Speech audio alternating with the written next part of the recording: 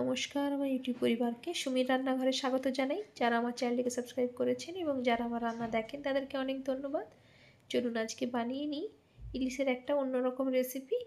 প্রথমে আমি পালং শাকগুলোকে একটু ভালো করে ধুয়ে নিয়েছি বেছে, তারপরে এগুলোকে ছোটো ছোটো করে কেটে নিচ্ছি। কেটে নিয়ে এবার একটা পাত্রে জল গরম বসিয়ে দেবো। জলটা একদম ভালোভাবে ফুটে উঠলে ওর ফ্লেমটা বন্ধ করে নিয়ে পালং শাকগুলোকে শুধুমাত্র ব্লাঞ্চ করে নেবো জলের মধ্যে।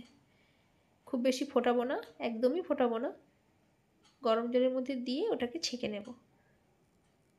ছাঁকা হয়ে এলে এবার ওটাকে একটা গ্রাইন্ডারের বাটিতে নিয়ে ওর একটা পেস্ট বানিয়ে প্রথমে সাইড করে রেখে দেব। তারপরে এবার পেঁয়াজগুলোকেও বেটে নিচ্ছি। পেঁয়াজগুলো বাটার পর এবার টমেটো আর কাঁচা লঙ্কা ওটারও একটা পেস্ট বানিয়ে নেব। আজকে এগুলো যে করব সবই পেস্ট দিচ্ছি যাতে এর স্মুথ টেক্সচারটা থাকে।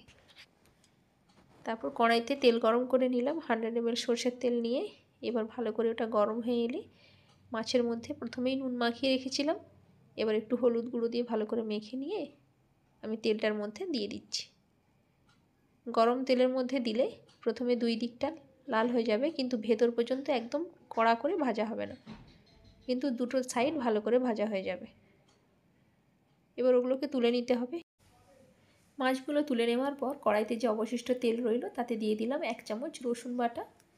ওটাকে একটু ভেজে নিতে হবে যাতে ওর র ভাবটা চলে যায়। তারপরে দিয়ে দেবো 1 চামচ আদা পেস্ট, ওটাকেও একটু ওর সাথে ভেজে নিচ্ছি। দুটো একসাথে ভাজা হয়ে এলে এবার দিয়ে দিচ্ছি এখানে 4 চামচ পেঁয়াজ বাটা। পেঁয়াজটা যার কালারটা একটু চেঞ্জ হয়ে এলে ভালো করে ভেজে নেওয়ার পর এবার ওর মধ্যে দিয়ে দেবো টমেটো আর কাঁচা লঙ্কার পেস্টটা। সবগুলোকে একসাথে কিছুক্ষণ ধরে কষিয়ে নিতে হবে যাতে টমেটোটার কাঁচা ভাবটা চলে যায়। যখন ভালো করে ওটা ভাজা হয়ে আসবে ওর মধ্যে দিয়ে দেবো বড় চামচের 1 চামচ নুন। তারপর আবার কিছুক্ষণ কষিয়ে নেব। এবার ওতে দিয়ে দিলাম 1/2 চামচ গরম মশলার গুঁড়ো, দিয়ে ভালো করে কষিয়ে নিয়ে এবার ওতে দিয়ে দেব পালকের পিউরিটাকে একটু কিছুক্ষণ ধরে কষিয়ে নেব লো ফ্লেমের মধ্যে, কেননা ওটাকে বেশিক্ষণ ধরে যদি কষানো হয় এবং হাই ফ্লেমে হয় তাহলে কিন্তু এই পালকের পিউরিটার কালারটা চেঞ্জ হয়ে যাবে, আর ওভার কুক হয়ে গেলে টেস্টটাও তখন অন্যরকম লাগবে। সেই জন্য সামান্য একটু কষিয়ে নিচ্ছি।